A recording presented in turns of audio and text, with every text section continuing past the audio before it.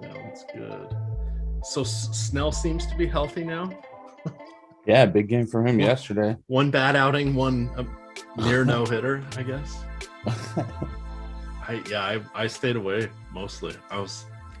Last night was not a great night. Just kind of, it was the odd teams that scored. Houston and Zach Greinke's first complete game in 4 years. So it was like every pitcher. I was like, I don't know about that one. But I was in on the Royals. So I enjoyed that. I had enough Freddie Peralta, but when I saw Snell's ownership, I was like, man, he really doesn't deserve this ownership. And sure enough, goes out there and throws a big one. I was like, golly, what are you gonna do? Yeah, the key is I like the ones like tonight's 6-gamer. It's going to be kind of interesting because on DK you've got those 3 expensive pitchers, but they didn't overprice the Coors Field hitters. But you have to remember, so they're going to look cheap until you remember most people are going to have at least one of those 3 top pitchers, if not 2. Yeah, and it's just like, they're not cheap. It's all decision points, my friends.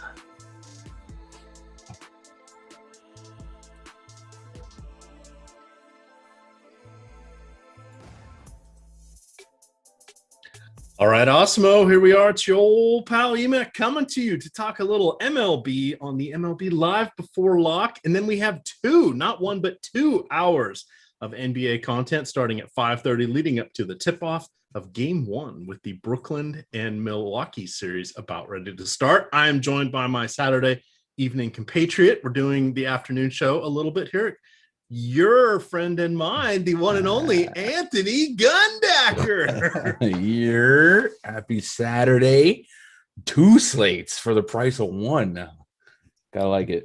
Yeah, we're absolutely lucking out. So we're going to talk about the 4-game slate. We're also going to talk about, of course, the main slate. We've get you guys covered. We're going to talk about some fun promos we have, some stuff we're giving away, etc., etc. But if you are playing some of the other sports, not only does basketball or baseball lock at 4, MMA locks at 4. We also have the Belmont is today. We've got content for that. We've got NHL that locks at 4:00 today. We of course are going to talk about MLB. We have the French Open, NASCAR. There's a NASCAR show that's already out there on the Awesemo YouTube channel. That'll be put into podcast form on the Awesemo Podcast Network. Again, anything we do that is not related to a live before lock and has any sort of shelf life will be on the Awesemo Podcast Network. That is available on any podcasting platform that you can think of. We do have separate channels for each of the sports, and as well as a main consolidated channel. If you want a chance to get a week of Awesemo premium content for free, just leave a rating and a 5-star review on any one of the podcasts on any one of the networks. You can do more than one. Put in your social media handle, Twitter, email, Awesemo username, etc. And every week we will be entering you for a drawing for 1 week of Awesemo premium content that will last for 52 chances. It's a pretty good deal there. Gundacker, let's jump right on in here. First game that we have is going to be a Rich Hill going into Texas, taking on the Texas Rangers and Colby Allard, couple of lefties here. True or false? I had to ask this question of Terry earlier today. Did Rich Hill ever play for Texas? I'm going to say no, but I know he's been around the block, so it's not a snap call. You are correct. The answer is no. He has played for 10 different teams. However, one of them was not the Texas Rangers. What do you got for us in this game? Yeah, some southpaws. First thing you want to note, roof open, pop the lid in Texas. It's going to be a little humid. It's going to be a little hot, not as hot as it could be, about 80 degrees. Maybe the ball will carry a little bit better. Rich Hill definitely getting by in his elder statesman years with the curveball. Colby Allard, somebody I think they intend to kind of be more of an opener than a innings eater. Went 4 innings against the Mariners in his last outing, 57 pitches. Would be stunned if he threw much more than that today. So I probably can't really get to Allard as a play. In terms of on picking on him, he has shown some power propensity allowed to righties.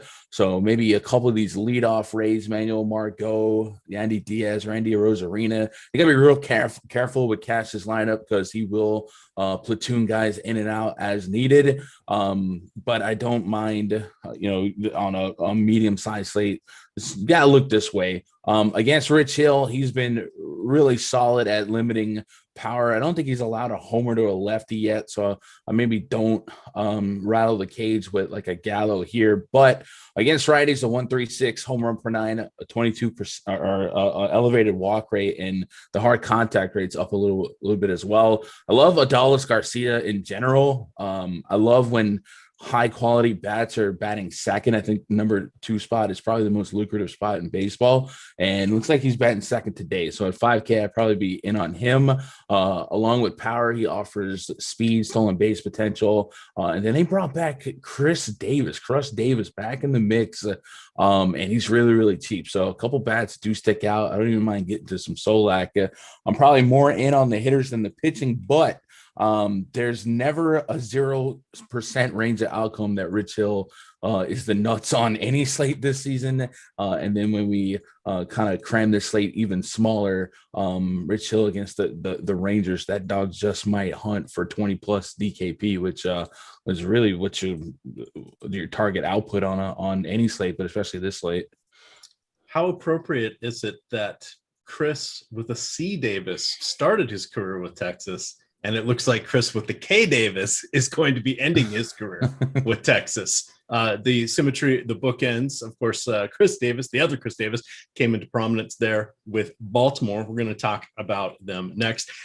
The theme of the day is going to be it's very, very warm across the U.S. I'm in the Washington, D.C. area. It is 91 right now where I am. Baltimore's going to be around 89, 90, 91, kind of depends on what your information source is, but it's going to be in the upper 80s throughout this afternoon game there. That should be pretty good for the ball flying out of Camden Yard. Couple of decent pitchers here, though, Gundacker. We've got Aaron Savali going against Baltimore. Baltimore representing a 4.5 implied run total. They're going to have John Means going for them. 9,200 on Draftkings. Feels like a lofty price point. Cleveland coming in with just a 4.1 implied run total. I thought that would be higher, but if we look at the bottom of their lineup with Owen Miller, Yu Chang, Austin Chen, Bradley Zimmer, we can see why it's not overly exciting. We do, of course, have some interest there in Jose Ramirez, Cesar Hernandez, maybe a little Harold Ramirez, potentially Ahmed Rosario,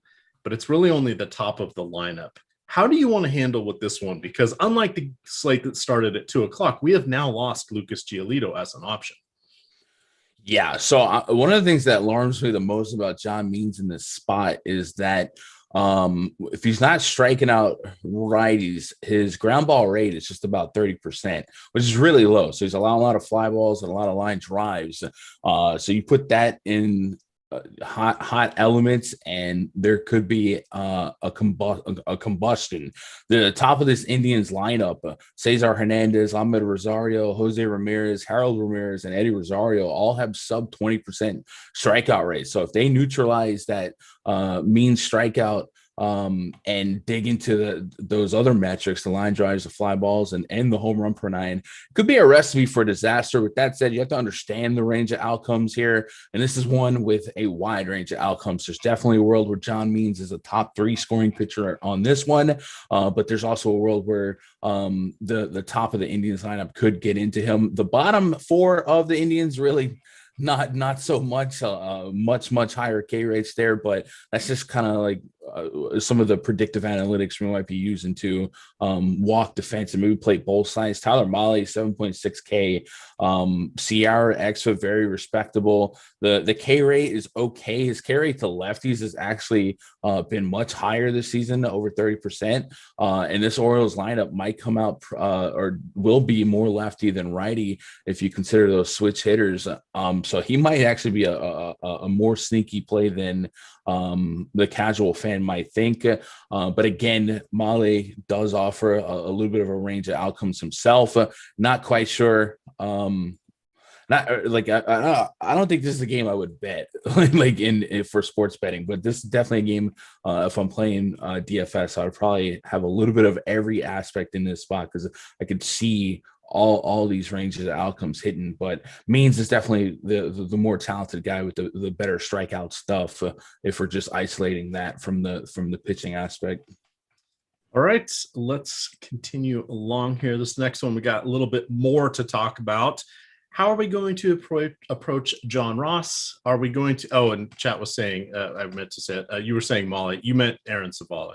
Oh, why? You know what? I moved all those games. Oh man. All right, so that's way different. Forget everything I said. Oh, yeah. Okay. Remember we had moved those games to cover this one on my spreadsheet, and then so Savale definitely a way different pitcher. I was actually looking at Molly's stats, and Savale higher extra. They sound the same. Do they pitch the same? Let's find out. No, Savale's got a sub 10% swing and strike rate, so a little bit more contact than you want him to be, and opposite of what I was saying about Mahle and his work against lefties. Savale definitely a lower contact guy to lefties, a 19% K rate, and does allow some power, a $1.7 on the home run per nine. So Orioles, I'm a lot less interested in Savale versus the Orioles than I am Mahle, but maybe he eats into a 20 bomb on this slate. All right. That was Dope Heathen that caught us there. He's a regular in chat. So thank you. Thank you for that. I was moving along and I was asleep at the switch as well. All right. Now we've got Washington at Philly. So this morning, the latest news we had was that Bryce Harper was not going to be activated yet from the injured list. However, he is batting third against his former squad. He has been dealing with forearm, I believe it was a strain or it was either a strain or a sprain. I don't exactly know how you sprain your forearm, but he was dealing with some swelling, and they finally got that taken care of. I think he ended up spending just 1 or 2 extra days on the DL other than the minimum, or the injured list other than the minimum. So he is in the lineup. That makes me, I didn't like Joe Ross already. That makes me like him even a little bit less. Ross, you tend to want to search for batters that are patient and have power. That is the best way to target against Joe Ross Jr. He allows somewhat limited power, but the walks can get him into trouble, and the strikeouts come and go. So pretty much in every start but 1 or 2 this year, he's allowed at least a home run. Been a little bit of a disaster, or at least I think in his last 8 starts. But I cannot in good conscience go to him. Howard on the other side, a little bit more intriguing. He has not allowed a home run yet, but he also is really not going to go beyond the 4th inning. I still think we can look toward the usual suspects for the Nationals. How do you feel about this one? Hot day in Citizens Bank Ballpark, which we know does play up fly ball power.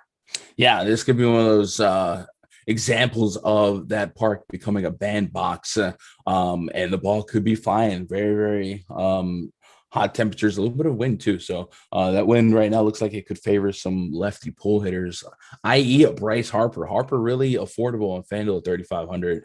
Kind of with you here. I don't think I would have any interest in either pitcher to net back a super optimal score. So I'd probably leave them on the table and just focus on the offenses. Howard definitely has left the ball in the park, but if you look at his metrics, it's not like he's soft contact ground balling people either. It's a high line drive rate and just a 30% ground ball rate well, is what I'm looking at right now. So sooner or later he's going to let a ball over the fence. So it could be today.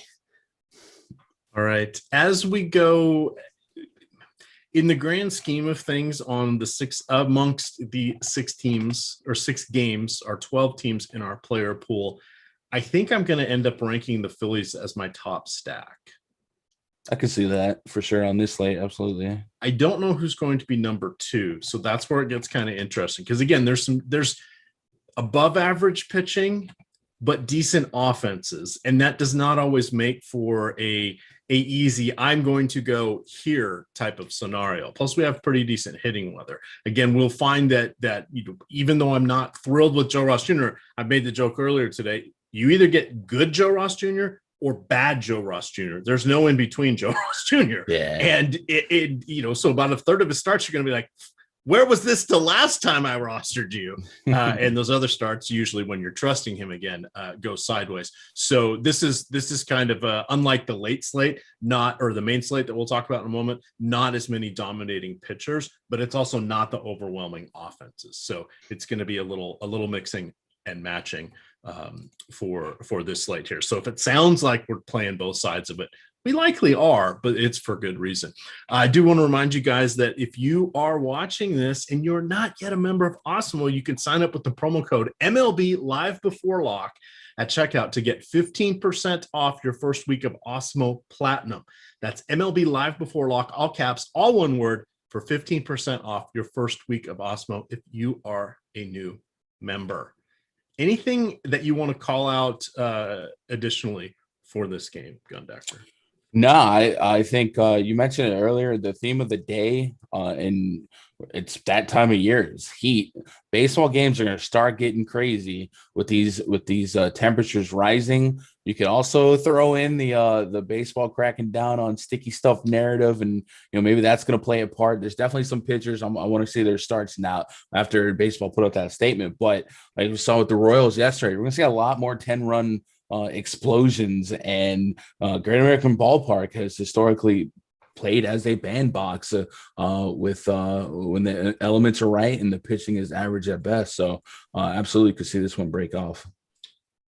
This one will be one of the pitchers we can talk about. I'm going to hold off on Trevor Rogers for a moment. I'll let you kind of break him down going against Pittsburgh.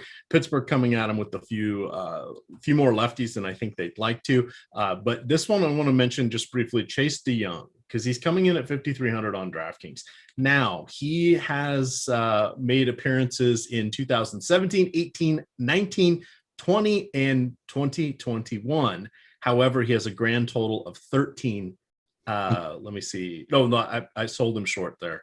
It is 16 games over that time span for 59 innings. He's 27 years old. We pretty much know what we're going to get with him. He was drafted in the second round of the 2012 draft by the Blue Jays. If he was going to break through at some point, it would have already happened at this point. So we're not getting a young, talented lefty fireballer. We are getting a $5,300 pitcher on DraftKings, which does have utility, particularly when going against the Miami Marlins. How do you feel about him? And then I'm sure Rogers is going to be amongst your top 3 choices for this slate. Yeah, Rogers easily up there. Incredible swinging strike rate at 15%. Strikeout potential's there. Pirates are kind of porous team. They did get Ke'Bryan Hayes back, one of the bright lights in that lineup. And this projected lineup might have a better collective batting average against lefties than a lot of people might presume. So maybe there's a little pushback, but on a smaller slate with a shallow pool for pitchers, got to bet on talent. I think Trevor Rogers, 9K. I think I can get there even if he does let some up. Key Brian Hayes, absolutely, though, would be the guy to watch as a pushback option. The Young, I think, like you said, there's really never a sample size to quite understand what we'll get in an isolated day sample. But at 5,300, if you just want to throw your hands in the air and just play one good pitcher and one SP2 and stack bats, maybe he's an option. And if you believe you can accept a hitter's price at 5 or a hitter's result at that price, 10 plus, 14 plus DKP. I was going to say 12. I know you like to say maybe we get 15, maybe we get 17. No, for him, it's 12.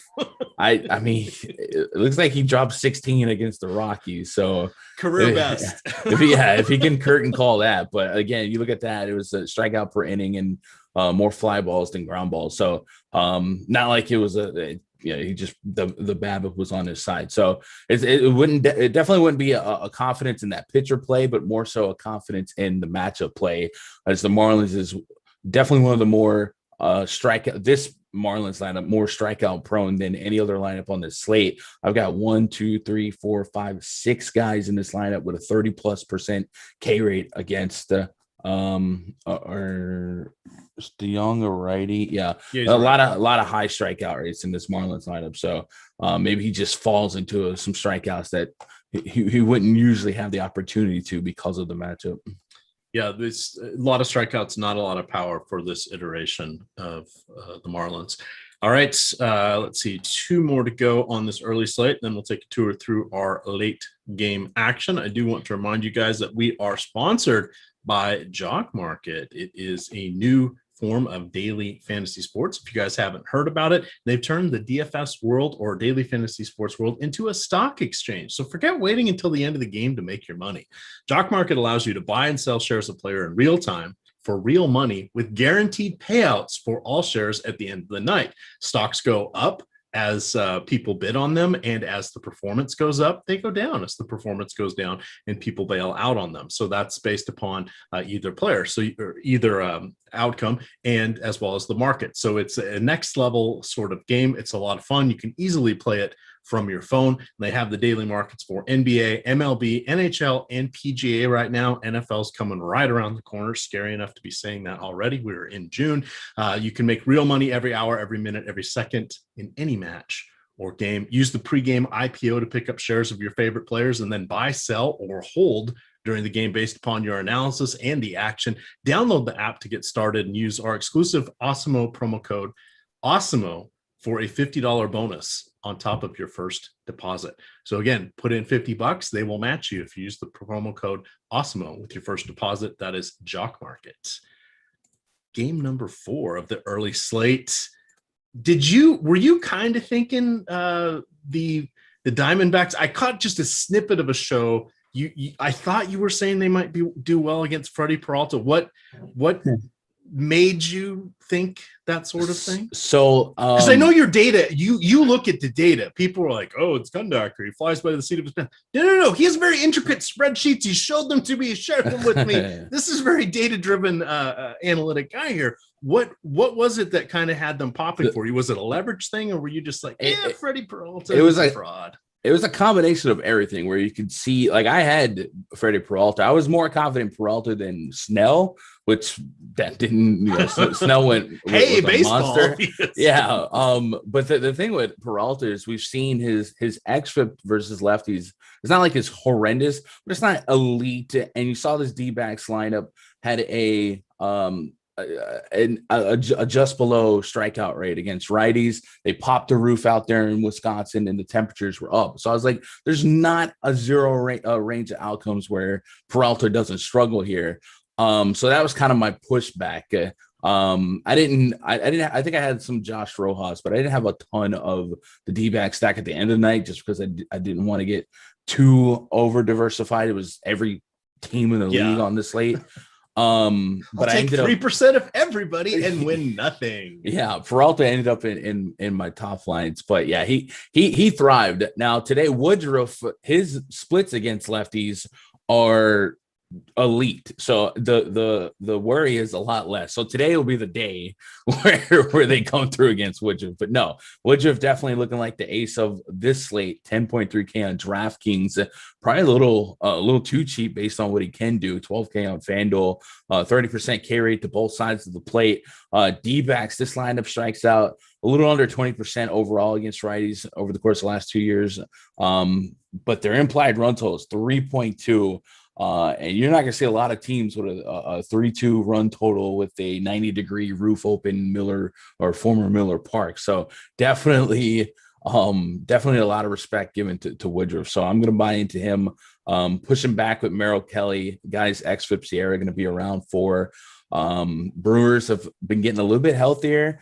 Showing a little bit more hope. They are dealing with an injury. Luis Arias is their leadoff guy today. Colton Wong, not so much. But Vogelback is still bare bones min price on FanDuel. Got into one yesterday. We know it's a big dude with some power. I think Vogelback is a really easy correlation to Woodruff, right? Min price offset that 12K price tag on FanDuel. And just kind of and positive correlated. You know, if he hits a homer, it helps Woodruff get you some win points. So just too cheap is Vogelback in the 2 spot, and then Yelich is back in the mix as well. So some of these Brewers bats definitely are appealing. But yeah, Woodruff has got to be the guy. All right, a couple free items here. I do want to remind everybody, 4 o'clock is the lock for NHL main slate, also the lock for MMA. We do have the top fighter tools free today for MMA. That gives you everything. It's a nice sneak peek into ownership, popularity, which is the popularity of the players, leverage scores, as well as probabilities to be a top 6 scorer of the slate or top 100 points. And it also has the projections. So keys to the kingdom on that one. For baseball, and you might be interested in this Jamar 10, since you've been taking down some big contests, won the 5K chin music last night. You say only 500? Hey, green is good.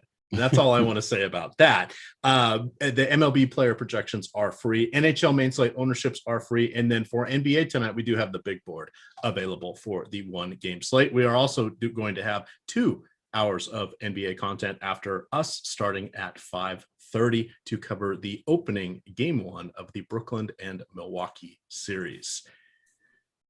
How are you feeling looping back here? So Merrill Kelly as an SP2 on DraftKings, some strikeout upside partially based upon the matchup. They do have a lot of power, as you've mentioned.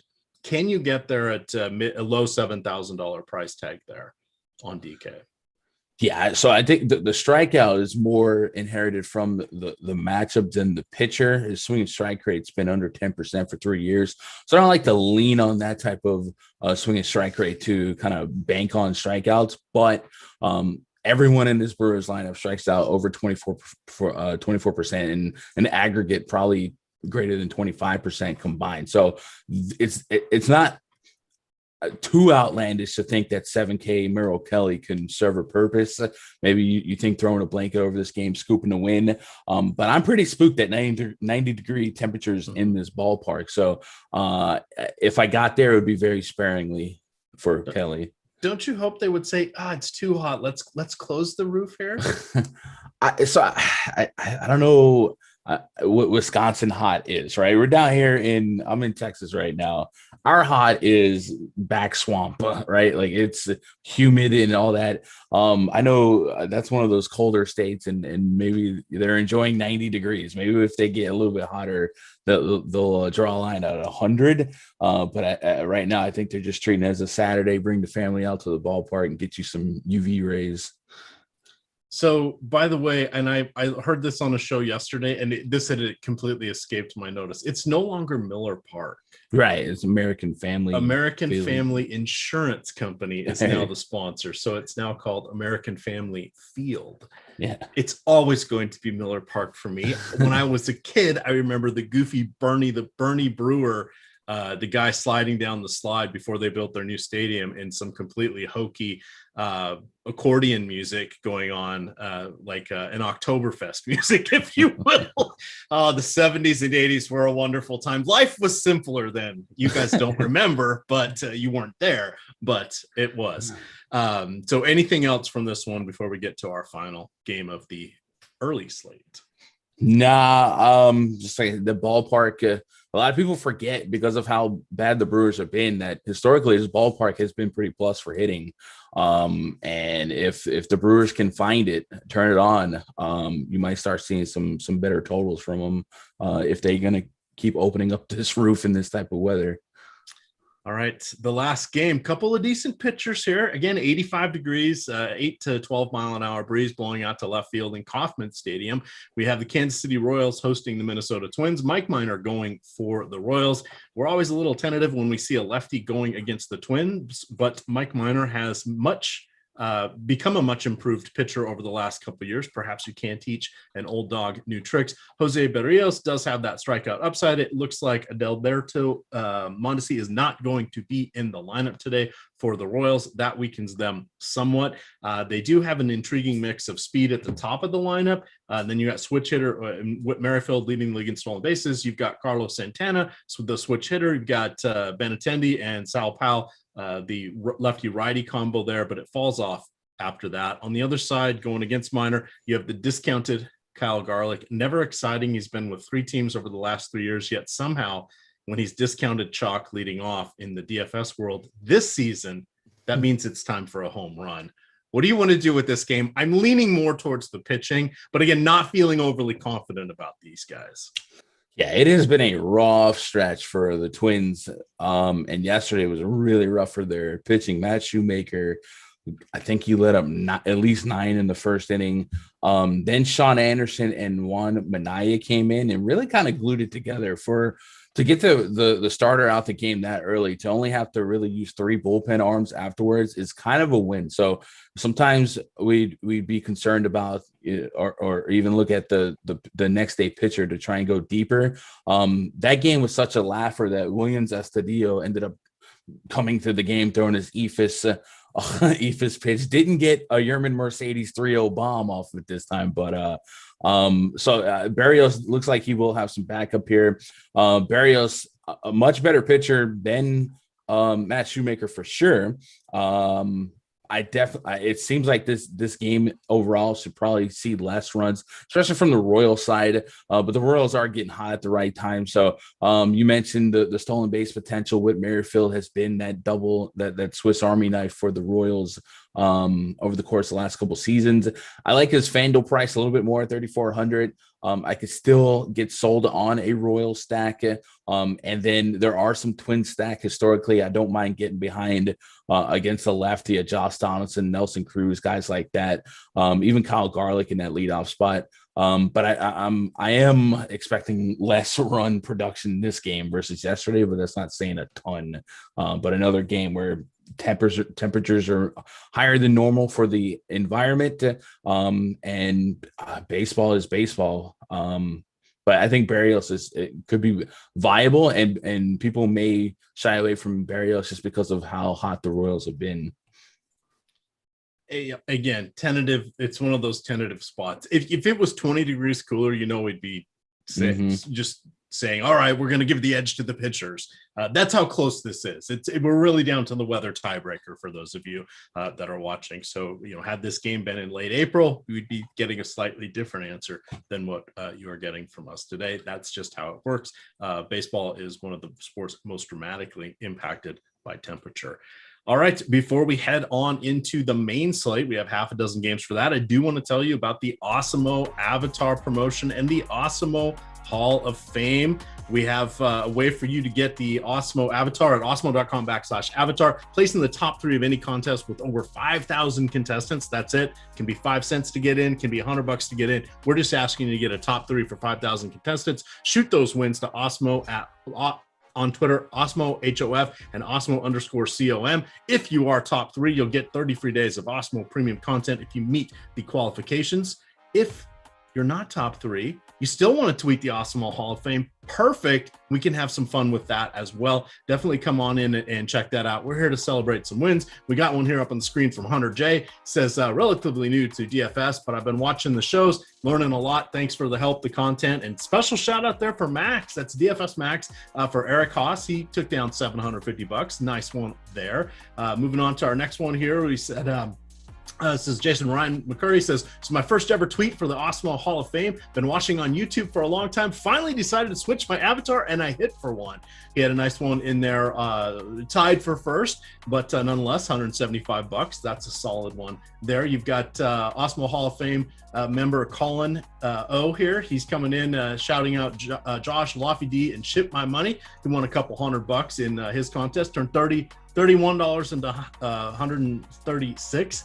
That's what, 4x. Solid. That's what, again, we celebrate the wins. We enjoy it. It's all about not having to redeposit. And here he says, just there for DFS, he says, slowly building that bankroll. Gives a shout out to you, Gundacker, and Greg and Chris Spags. He dropped in $150. Nice. That's good stuff. It's all about not having to redeposit. Maybe every couple months you get a little something out, buy yourself something nice. We're not all going to have, rich Lamborghini rides and caviar dreams, Gundacker. But if we're not redepositing, hey, that's a dream a lot of people aren't ready to realize yet. That's why you're at Awesemo. Come on over here, check out some of the premium content. We've given you 3 different ways you can get free content or free premium access. Enjoy. It's a good time here. All right, on to the main slate. We have Eddie Rodriguez going against, I don't have my page up, who's going for your Yankees. It's Jameson Taillon here. We don't have the lineup yet. I am ready to pick on Eduardo Rodriguez. I am really hoping we get a Rougned Odor appearance, batting 4th, 5th, or 6th. I will take him in the lefty-lefty matchup. He is good against lefties. Lefty Eduardo Rodriguez, not good against lefties. It's the rare reverse lefty-lefty matchup that we want to target. Of course, you've got Aaron Judge, Giancarlo Stanton, DJ LeMahieu, all the usual suspects here. You see this series all the time. You've seen Eduardo Rodriguez countless times against your team here. You're wearing the ball cap. What are you doing with the Yankees? Terry was a little tepid. He was hedging towards taking Eduardo Rodriguez. Yeah, the Yankees offense has been that anemic this year that I think the real fans of analytics are like, we understand that. I've unfortunately been able to pitch some pitchers against the Yankees and live to tell the tale. As a Yankees fan, I love that the attendance is opening up a little bit more. It's starting to feel the stadium's starting to have energy again. This matchup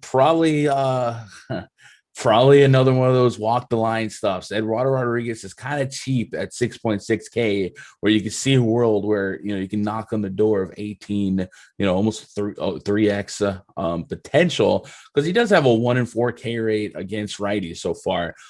He is bleeding in terms of hit for average allowed against righties, but it feels like that's more unlucky than not. His xFIP is still pretty solid. So Yankees are a do or die team when it comes to left-handed pitching. It's really just long ball or not.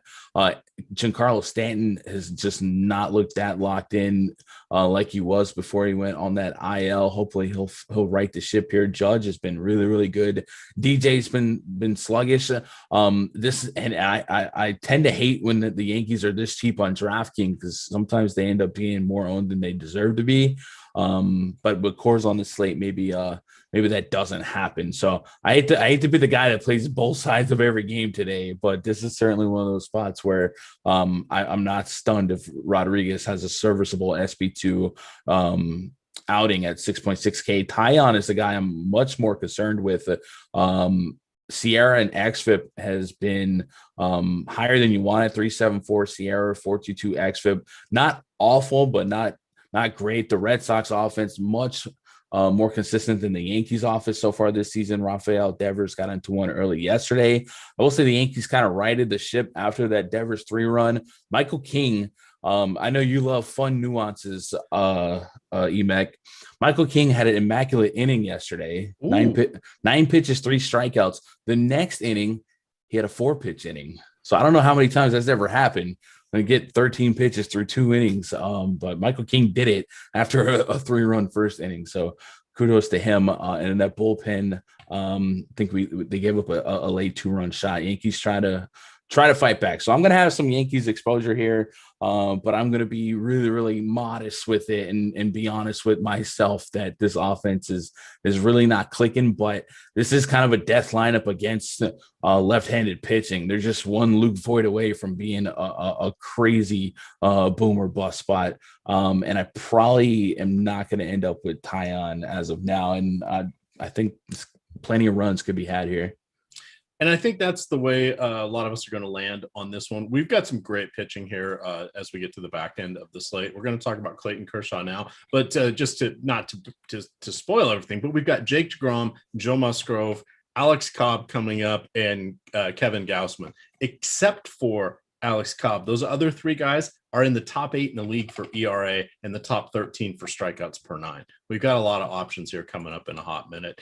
Clayton Kershaw going into Atlanta, chance for some pop-up showers. Shouldn't be anything of concern unless something sits over the stadium, which is pretty unlikely. We're going to be saying that for the next, 7-8 weeks or so. Anytime there's a game in Atlanta, you've got 3.8 implied run total coming in here for the A's. They do have the Braves, they do have their lineup for us. It's Ronald Acuna, Freddie Freeman, Ozzie Albies, Austin Riley, Dansby Swanson gets the bump up there as a righty. You got, and then it falls off with Heredia, Adriana, I butchered his name, I'm sorry, and Kevin Smith.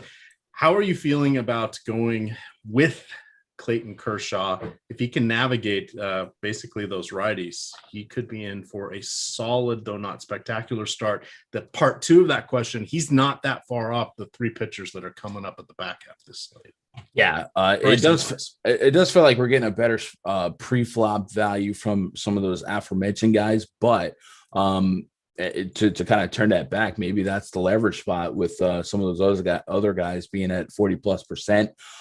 Kershaw, to his credit, he's gone into some tough spots. I mean, at Houston, a very, very low strikeout team. And the stakes are a little bit higher when you're in Minute Maid, and he went 7.2. It didn't really get the strikeouts like you would want, not even a strikeout per inning, but kept the ball on the ground and controlled the game. And he did all that in 81 pitches. So Kershaw, I think, gets this negative connotation of course, last year. People think he's not great. Yeah, maybe he's not the pitcher he once was, but he's still pretty doggone good. So he's a top 30 pitcher, I would say. He is not a 3-time Cy Young Award winner anymore. Yeah, but he's still good. Like he's but really top 30 good. pitcher. He'd be an ace on any team, pretty much. Mm-hmm. He's still good. We cannot forget that part of it. Yeah, Braves with a sub-4 run total. So Vegas gave him some respect here to Kershaw. So I would probably play this kind of the numbers here on what the field is. Like I can see myself getting up to 25% Kershaw in 150, a couple of hedge stacks here and there just in case the red wire touches the blue wire and Acuna goes crazy. But you know what I'm saying? There's still a world where that sounds like a bomb detector reference. It might be. Acuna does have a 4+ bomb rating, so maybe Acuna is a problem. But like any of these bigger guys that I might be overly invested in, I probably have a hedge stack or 2, and I might run that way. But Kershaw's been really good, and he's been against a lot of odds this season and still thrives. So I don't mind him. Charlie Morton's a little bit more of a question mark for me. 7,200 though, you're getting a reduced price point to where you can live with, a 16, 20 DK window. Sierra XFIP has been fine, swing and strike rate, kind of where it was last year, and keeping a ball on the ground. Dodgers is with Cody Bellinger back in the lineup. They're about a Corey Seager away from being a battle stars, as Brian Cashman would say, or Death Star. I don't know Star Wars. So I don't mind some Dodgers here on the road. You put this offense in a more hitter friendly park, and maybe the humidity gets crazy with a pop-up shower here or 2. I can get behind this Dodgers team. 4.3 implied run total. I would say overall the run total is kind of low for this game for the quality of offenses. I think the Braves lead the majors in homers, if not they're up there. So I don't even hate dabbling with the over if it stays low. I could see both offenses playing spoiler. All right, moving on to the halfway game here, the last of our 7:15 games. It is a 7:15 start tonight. It is Fox Saturday Baseball featuring these games. We have the Cubs going into San Francisco. That is going to be a 4:15 local start. Even though it's in the afternoon, it's still going to be just barely 60 degrees in this one. I actually do like Cole Stewart on DraftKings at 4,800. I also like Kevin Gausman. Gausman is better on DraftKings than on Fanduel or Yahoo. You're better off just spending the $4 on Yahoo or the 300 on Fanduel to get to DeGrom for probably your first 8 or 10 lineups. After that, you can start working in Gausman for some differentiation. On DK at 8,900, you can even have him as an SP2 if you're willing to give up a couple of Coors Field hitters. Over his 11 starts this season, he's allowed 1 or fewer runs in 10 of them. So if we flip that, Gundacker, in only 1 start out of 11 has he allowed more than 1 run. That's pretty impressive. Yeah, absolutely. Gausman is one of the most surprising stories in baseball for me. Seemingly out of nowhere, it's just dominance every time he touches the field. And DraftKings doing us a favor here. 8,900 seems like a very low risk, high reward type of play. Averaging over 30 fantasy points really in his last 5 starts. Really, really good. Maybe I don't want to get too speculative, but with the baseball putting out that statement about 10-game suspensions for sticky stuff offenders, maybe some of these guys that come seemingly out of nowhere might be a beneficiary of that. So maybe we'll start seeing that regress some of these guys, but until it happens, I think we got to play with the numbers we have, and the numbers for Kevin Gausman are insane. So up against this Cubs team, a ton of high strikeout potential, just Rizzo, just Sogard at sub 22% K rates against righties over the course of the last 2 years. So I really got no pushback on Gausman at that DraftKings price.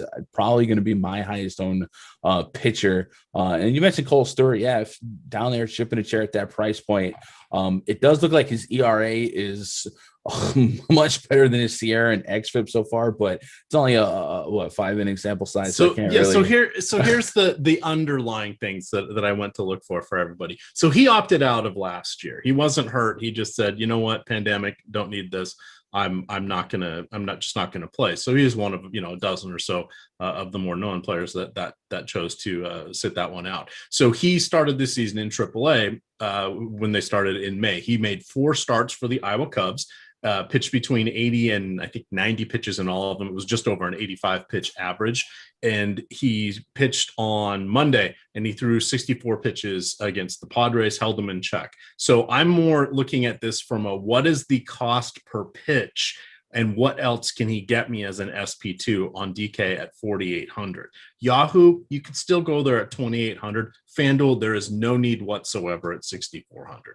This is just an SP2 tournament play that allows you access to some of the other things. Terry was a little more intrigued by the San Francisco Giants offense, even acknowledging that no Brandon Belt, no Mike Yastrzemski make them a little bit weaker from a lineup. He was still kind of interested in them. That's we're choosing to kind of differ on that. For me, it's like, this is an acceptable risk. This is probably 10 to 12 DKP, as you would like to say, and I'll be happy. You treat it like a bet. Like you're probably going to pay $5K for some bats today. So if you think he give you bad prices, the thing is, if you have 2 pitchers dropping 30, that's probably going to be the optimal lineup more than it's not. So again, risk on this one. He's not completely popular. I'm throwing that one out there. I'll probably have about 15%, no more than 20, but probably no less than 10, just to sort of give myself a little bit of differentiation from the rest of the field. Now we're going to head into the Coors Field game. Why don't you just go ahead and hit your highlights here? We got about 11 minutes left. All right. Rear view real quick. Yankees will not have a lefty. Gittins over Lindor over Odor. It's going to be all righties. As far as athletics and the Rockies go, athletics, this has to be the highest run total of the year, right? 6.4 right now. Coors Field. Well, we got up to 12 as the overarching run line. It started this morning at 11. The earlier show today, it was 11 and a half. It's at 12 now. Yeah, so it's climbing. Wow. Temps are hot out there. And one thing I don't think I've ever seen as much as long as I've been referencing the top stacks tool at Awesemo.com. I don't think I've ever seen a stack hit a 30% top stack percentage on a slate that's not like 2 or 3 games, which is incredible considering like they're projected to be 33% owned. So it's only a less than 3% negative leverage score on a 30% top stack percentage. That's so wild to me. But you look at everything involved in this game. Athletics prices are again awfully cheap. Like this run total, put this lineup against a lefty in this field, you're not getting the Coors Field tax, and it's really, really easy to go out there and nab a DeGrom and Gossman and load up on athletics, and that's probably going to be the paint by numbers approach in cash games today. But I got no pushback. It just seems like it's the right play pre-flop. So at 30%, I'd be in on it. The question mark here is like, do I want to try and gain leverage on the field and go 50%? And I've never ever been that guy to try and get 50% of a stack here, but we're dealing with astronomical numbers right now, and the price is right. So I'm all in almost on this athletic stack. The Rocky side of things, their run total is going up to 5.7 right now. They're catching a lefty. They might get a lot less interest than the A's right now, less than half of the ownership of the Athletics. So if they get their runs a little bit fancier, maybe some more power, maybe some more stolen base potential, I could be into that. But yeah, it should be one of those full-blown Coors Field games, and those NBA players making the transition. This has been I guess you would say the Minnesota Timberwolves or Wizards game for DFS when it's hot and muggy. Yeah, absolutely. I mean, I'm looking over here at Odd Shopper, and it's literally 11 and a half or 12 at all of the books. So Odd Shopper is a nice little tool that we have here. It's our sister site, Awesemo, .oddshopper.com. And it's kind of an interesting way to approach sports betting, because you can look across the different sports sites and you can see not only differences in lines, but differences in price. So for example, if we just happen to look at this one, the Rockies one is pretty neutral everywhere, but you could, I mean, which would you rather have if you want to take the under? Do you want to go 11 and a half and pay 105 to win 100? Or do you want to say, I'll take the under as 12 and I'll just push in, five more to make it 110 to win 100?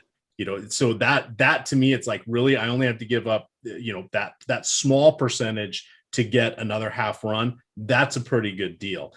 You can find a lot of times some other different discrepancies here. Baseball's kind of a unique one. You got to get used to looking at it because everything's in like half thing increments because there's not that many events. But when you start to look at football, you start to look at basketball, the points, the rebounds, plus assists, all sorts of other bets within that for the player props, they become a lot more fun. And you can find 15, 20-yard swings for running backs, for receivers yardage in the game, etc. And that's where this really comes in handy. So definitely want to check this out. Even if you're in a state that doesn't have sports wagering, you can utilize Odd Shopper to find some of these player projections, because a lot of the DFS sites have some version of player props. So it can be kind of helpful to help you set your expectations for what really should be happening in real time while looking at a lot of options. Plus, if you click through any of these links to the various sports wagering sites, we will automatically redirect you we'll put our little cookie on the back end with the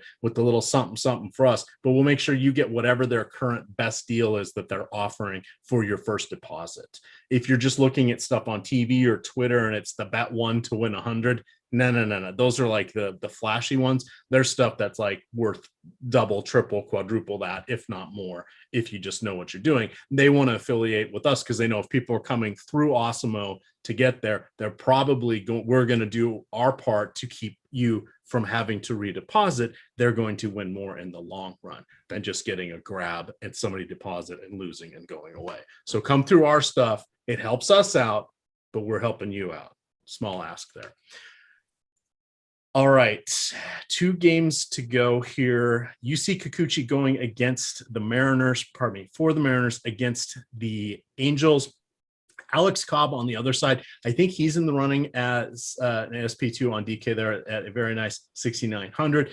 Spin rate up a little bit. He's got that unique pitch mix, and he's going against an incredibly watered down Mariners lineup that's going to be without Evan White. They don't have Kyle Lewis is hurt again. Their rookie Jared Kalenic, he's got to work on a few things. Taylor Trammell has been bouncing between the minors and the majors. He's gonna be okay, but he's still pretty young and raw. Nothing scary with this lineup for Cobb. Mitch Haniger, okay, probably their best hitter at this point. Kyle Seager, what is 32, 33. He's sort of on the back end of his career. Still a dangerous batter, but that's it. Really quick. Everybody, what does Jake Fraley play? I don't know. I had to look it up myself. He's an outfielder, and I'm a Mariners fan. Okay. That's the lineup. He's probably going to bat 5th tonight. So we can look to Cobb. Kikuchi on the other side is just going to have to work his way beyond Ohtani, Anthony Rendon, and the suddenly resurgent in career year 17, Justin Upton. Anything else you want to add for this one? Because I know you've got a lot to say about the pitchers in the next one. Yeah, no, I mean, Alex Cobb has been I've been chasing him all year. His metrics have been there. The Sierra extra swing and strike rate. The thing that hasn't always been there for him is the results, the ERA, which can be a little bit more luck induced. But I'll be right back on the Cobb train here. 2.44 extra, 13% swing and strike rate. I'm not sure that the Mariners lineup. You said watered down. I was like, man, they don't. How do you water down that? There's lineup? no water. We're out of water. But yeah, give me Cobb. I probably don't play Kikuchi at A2. I don't think you're crazy if you took a shot on him, but I'd probably one off a couple of the Ohtani. Ty France could be batting cleanup. He was batting 7th or 8th 2 weeks ago. Come on. This is tough. It's tough. Oh, what's Griffey's number? Can we see what he's doing? Because we need something here. All right, final game of the night in San Diego. You have Jake DeGrom going against Joe Musgrove. Musgrove has just been absolutely phenomenal this year. You're getting a discount for him compared to DeGrom. So he is technically the number 1 pitcher. In my opinion, you're getting a 20 to 30% discount on him. He has, DeGrom, 0.71 ERA, 14.5 strikeouts per 9 inning. He's number 1 in both those categories. Musgrove is 8th in the league with his 2.08 ERA and 7th in the league with his 11.7 strikeout. There is no Michael Conforto, Brandon Nimmo, Jeff McNeil, JD Davis, or an unlikely Jonathan VR plays. Definitely a watered down lineup here. The top 3 popular pitchers on this slate are all coming in around 45%. We do have the free projections today for MLB, so you can check that out.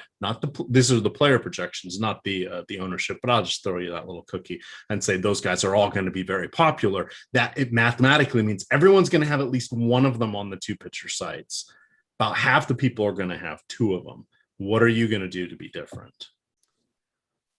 Now, not you. What do you want to do with the analysis here on this one? Nah, I mean, split the hairs for us here. DeGrom is the best pitcher on the planet, and Musgrove's been pretty doggone good. Musgrove's currently got career highs in spin rates on every pitch. Might be something to watch, as we talked about. Is there tinfoil under your hat? No, I mean, so they had the owners meeting about obviously sticky stuff is a problem. Just having some fun with you here. Garrett Cole's the poster boy for this. The first start since he starts going backwards. So there's a lot of pitchers that are a lot better now than they have been that I'm going to be watching their starts. So, but I'm a fan of Musgrove 8,700. I think that's a price point where I can live on the low side of 20s. And we know against the Mets that there's a ceiling there. Blake Snell saw one of his rare ceiling games yesterday. allowing, I think, just one hit when it was all said and done. And then Jacob deGrom, don't really need to do much to tell you guys about him. This guy's nuts this season. So Padres are uphill battle here, a very, very low run total, just about 6. So I kind of split the hairs here. I don't mind throwing both these pitchers in the same lineup and hoping one of them gets the win. And, it'll cost you, what, $20K on DraftKings to pull that off. So I think that's a very viable approach here if you think we're going to get an old-fashioned pitcher's duel. Probably one of the lowest temperature games on the slate, so maybe the humidity offsets it a little bit, but the elements are fine and the talent's fine. So, I'm more pitchers than hitters here. All right, let's talk the pitchers are clear. There's 3 of them. We've hit them ad nauseum. We kind of know the stacks. Coors Field. What beyond Coors Field for you? Beyond Coors Field, I'm taking those righty Yankees because I'm a chalk donkey. Yeah, it's a death lineup. So the Yankees they picked up infielder, or they signed an infielder, Chris Gittens, and they didn't just throw him in the 9 hole. They put him in the 6 spot. So I'm guessing there's some level of confidence for him to be right there in between or right after Gleyber Torres. So he's not on either site, but he could be an interesting guy that keeps the carousel moving. So yeah, probably I look at the Yankees to kind of get right and maybe that stadium comes alive. And then maybe the Dodgers. I think catching the Dodgers in pitcher and hitter friendly spot, especially if it gets a little wet and the elements start getting a little rough. I don't mind looking at them. All right, what does the bomb detector say? So for this, do Coors Field and non-Coors Field for those watching at home. How far down the list do you have to go to get away from Coors Field? Yeah, it's the highest non-Coors bat on the bomb detector is Rafael Devers against Tyone. So he'd be someone to look at. And then Coors Field wise, Jesus, it's crazy. Matt Chapman, Mark Hanna at the top. Actually, they have modest ratings, but it could be a victim of sample size from the other pitcher. This mathematical algorithm we got is based on pitcher splits as well. So, yeah. Excellent. All right. Well, that's going to wrap it up for you guys. If you tuned in late, you can always go back, look at the sidebar, figure out which games we're on, and you can just jump forward or backward there if you're watching on the old YouTube. Hey, hit that subscribe button. It does help us out tremendously. Hit that notification bell because you're going to see it go off, send you a little alert here because we have 2 more shows tonight starting at 5:30, 2 hours of NBA content bringing you into game 1 of the Milwaukee Brooklyn series. We also, if you don't want to wait around until then, you can hear Adam Scherer's thoughts. He broke that down with Eitan this morning on the show. We also have the NASCAR show is in the can as well. So we have all sorts of content here for you. We're going to be back doing this all again tomorrow, let alone today, but we'll be starting off again tomorrow, bright and early, 10 a.m. MLB Live before lock, because baseball and basketball are both locking at 1 o'clock tomorrow. So the games are early for basketball, unlike today. So we're starting at 10 a.m. Then we'll give you 2 hours of NBA content. With that, we're going to get on out of here. Follow us at Awesemo_COM. You can follow Gundacker at Gundacker on Twitter. I am at EMac DFS. Thank you to producer Chris. With that, gamers, good luck.